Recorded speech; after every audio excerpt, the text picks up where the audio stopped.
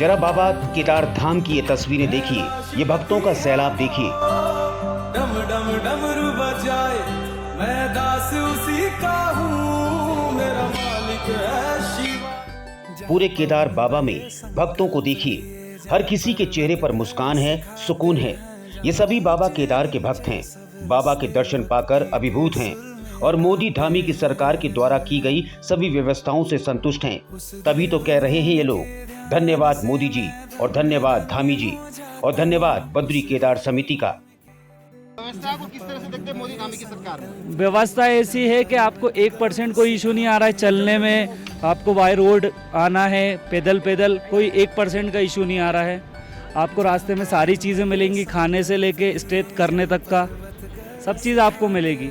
मोदी सरकार ने इतनी अच्छी रोड व्यवस्था, सारी चीज़ें, खान पीन, रहन सहन सब दे रखा है। और बब्बा मतलब स्वर्ग। आने वाले समय में रोपवे का भी यहाँ पर शिलान्यास हो चुका है, भविष्य में रोपवे भी यहाँ पर लगेगा गौरीकुंड से बाबा के धाम तक। कैसी हो जाएगी व्यवस्था? फिर अभी मान के चलिए आप 95 है तो फिर 100 to 100 हो जाएगी। इतनी तगड़ी व्यवस्था हो जाएगी पहले। अच्छा, मोदी धामी की सरकार को क्या कहना चाहेंगे? धन्यवाद कहना चाहता हूँ, आपने इतना कुछ किया है हम यात्रियों के लिए, बब्बा से मिलाने के लिए। बस बब्बा आप पे भी आशीर्वाद बनाए रखे और हम पे भी आशीर्वाद बनाए रखे। एक दौर था 16-17 जून साल 2013 और एक दशक हो गया है, दोबारा वो 10 साल हो गए, कैसा देख रहे हैं? वो कठिन परिस्थिति थी, सबने झेला है, लेकिन धन्यवाद हो मोदी सरकार का और यहाँ पे धामी सरकार का, जिन्होंने अनथक प्रयासों के साथ इस केदारनाथ का नक्शा ही बदल दिया है। वो प्रयास लगातार जारी और यहाँ पे रोजगार के अवसर भी उन्होंने खोले हैं। जो यहाँ पे लोग रखे हुए हैं, यहाँ पे बच्चे हैं जो अपना व्यवसाय चला रहे हैं, उनको भी ये धन्यवाद है। जो 10 साल का दशक दिया है उनको उत्तराखंड का, जो मोदी सरकार ने दिए 10 साल, मोदी सरकार ये इसके धामी सरकार के हैं उत्तराखंड के 10 साल जीतने के।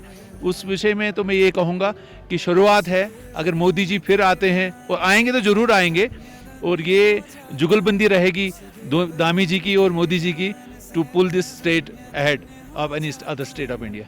मैं नासिक महाराष्ट्र से आया हूँ। क्या कुछ कहना चाहेंगे? यहाँ जो हम अभी चार धाम की यात्रा चल रही है ना, तो हम पहले गंगोत्री गए थे, यमुनोत्री गए थे, वहाँ से फिर हम गंगोत्री आ गए और गंगोत्री से हम यहाँ जो केदारनाथ धाम जी आ रहे हैं, हम सोनप्रयाग में रुक रहे हैं। तो यहाँ यहाँ की जो व्यवस्था है ना वो बहुत अच्छी है, क्योंकि वो कोई लूट मार नहीं चल रही है।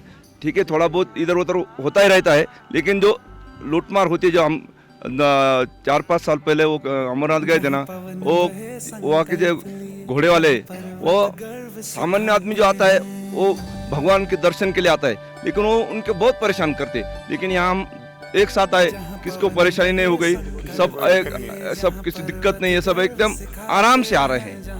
क्या कहना चाहेंगे उत्तराखंड की सरकार को? और उत्तराखंड सरकार के जो यहाँ का जो प्रबंध किया है वो बहुत बड़ा है, और वो ऐसा ही करना चाहिए, और कुछ उनके दिमाग में और कुछ सुधारना होगी वो भी करना चाहिए। वो शंकर भगवान की जय। वही लगवाए यहाँ भी। नीतू, मैं लखीमपुर यूपी से आई हूँ। क्या कुछ आपको बढ़िया लगा यहाँ? दर्शन अच्छे से हुए, वादियाँ बहुत अच्छी हैं, हर बार आऊँगी, बहुत अच्छा लगा। कह सकते हैं धामी जी ने कुछ किया है यहाँ? जी हाँ, बिल्कुल। और क्या लगता है पीएम मोदी का ड्रीम प्रोजेक्ट रहा केदारनाथ का पुनर्निर्माण कार्य, कैसा लगा? बहुत अच्छा, मैं खुश हूँ देख के, और मेरा दर्शन अच्छे से हुआ, मैं इसलिए बहुत खुश हूँ। धन्यवाद दे सकते हैं सरकार को ये कर रहे हैं? धन्यवाद सरकार को। अमिता गुप्ता, कहाँ से आई हैं? मैं फरुखाबाद से आई हूँ। कैसे लगे?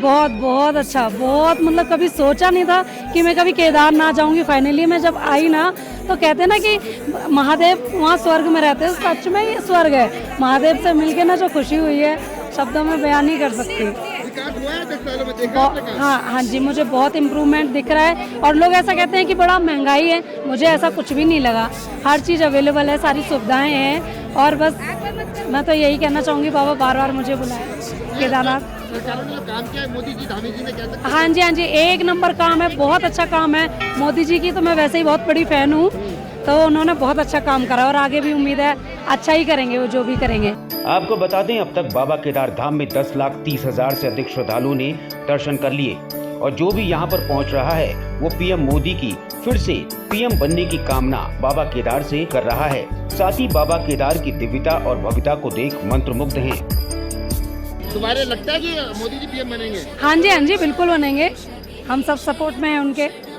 मोदी जी आने ही वाले हैं। मोदी जी को कोई रोक ही नहीं सकता, ना कोई रोकने वाला है, क्योंकि मोदी जी जो कर रहे हैं अपने लिए, हिंदू के लिए बहुत कुछ कर रहे हैं, इसीलिए मोदी जी को कोई हटाने वाला है नहीं। आने वाले समय में चुनाव भी होने, क्या लगता है कैसी जनता क्या चाहती है? जनता तो मोदी जी को ही चाहती है और वो ही आएंगे भी, क्योंकि सभी के दिलों में मोदी जी बस रहे हैं।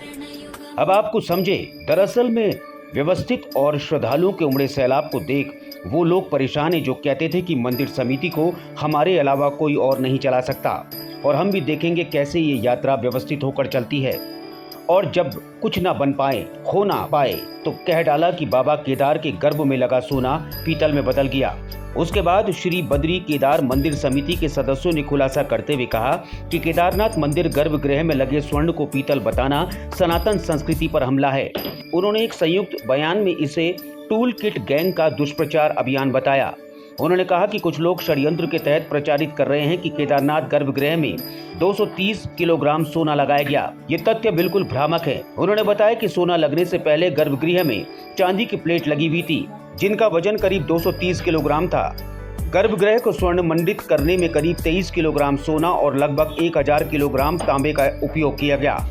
उन्होंने कहा कि सर्वविदित है कि स्वर्ण मंडित करने की प्रक्रिया के दौरान तांबे की प्लेट के ऊपर से ही सोने का वर्क चढ़ाया जाता है। वरिष्ठ तीर्थ पुरोहित श्रीनिवास पोस्ती ने कहा कि केदारनाथ मंदिर गर्भगृह में दानदाता द्वारा लगाए गए सोने को पीतल बताना गलत है। ये तीर्थों तथा तीर्थ पुरोहितों का अपमान है। श्रीनिवास पोस्ती ने कहा कि 2013 की केदारनाथ आपदा के एक दशक बाद इस यात्रा वर्ष उत्तराखंड के 4 धामों में से केदारनाथ धाम में सबसे अधिक 10 लाख से अधिक तीर्थयात्री पहुंचे। मंदिर समिति ने यात्रा व्यवस्थाओं में पर्याप्त सुधार किए। इस कारण कुछ सनातन विरोधी तत्व तीर्थों की गरिमा को ठेस पहुंचा रहे हैं।